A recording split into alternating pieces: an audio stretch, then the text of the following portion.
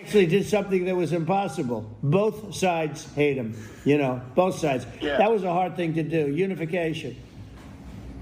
Yeah, no, I mean, talking about a range of subjects there, and so many people were trying to tune it first, and Musk had to alert everybody because it was delayed due to a cyber attack, he says. But again, once it got started, millions and millions of people were listening. Pleased to bring in right now Lara Trump, the co-chair of the RNC. Lara, great to have you with us today.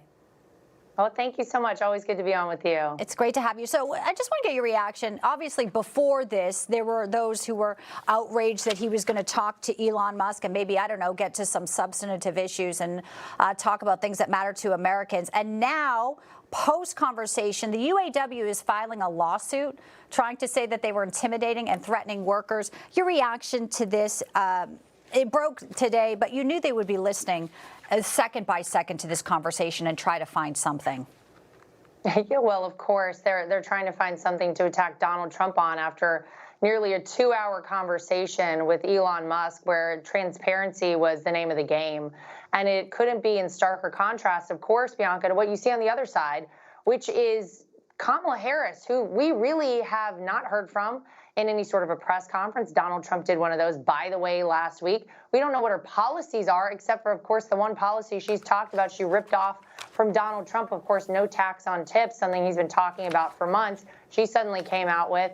But yes, of course, they're looking for anything to attack Donald Trump on because there's really nothing on the other side that they can tout right now. What are they going to talk about? The 3.5 years that we've seen Kamala Harris and Joe Biden in office, the direction this country is headed in, the fact that people have less money in their pocket, they're having a harder time making ends meet. We are destabilized on the world stage right now thanks to these two individuals. Kamala Harris is trying to tell people you should want 4 more years of this, put me in charge. Yeah, I don't think anyone is surprised to see this, but of course it's all nonsense. And I actually think it was a great conversation and a great opportunity for the American people to actually hear from one of the two candidates running for president. Certainly, plenty of ideas were exchanged. These aren't career politicians. Elon Musk, has built things in his life. Your father-in-law has built things, done things. There's sort of a vision that they were laying out. And as you said, they're just stealing things like no tax on tips. Yeah. The Harris-Walz statement, pretty incredible. They're putting up, we'll put this up here. They were so angry, they tried to fundraise off of this. They're so upset that he purchased a platform, Musk, and its unhinged, hateful agenda. I don't think the millions of people listening last night felt that way. So again, it's a really sharp contrast.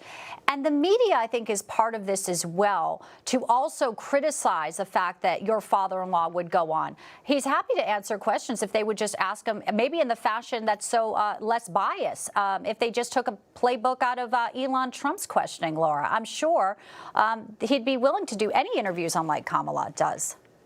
Well, we know that Donald Trump is the pillar of transparency. I mean, think back, Bianca, to when he actually was president. Remember, every time he would walk out to Marine One, he would stop in front of the press. They were yelling questions at him constantly. During COVID, gosh, he did almost every single day a press conference in front of that press corps who was, of course, ready to attack him at every possible moment. He doesn't shy away from questions or conversation. He went on CNN for the first debate against Joe Biden, and he did such an incredible job on there that Joe Biden had to drop out of the race. So he is not afraid to talk. And I think it's really incredible to hear how upset they are from the Harris-Walz campaign. Yeah, Elon Musk has a platform where he wants everybody to have an opportunity to have their First Amendment freedom of speech. Isn't that a revelation from a guy who wasn't even born in America? He himself, Elon Musk, knows how important that is. We need more conversations. We need to hear more from these candidates, not less.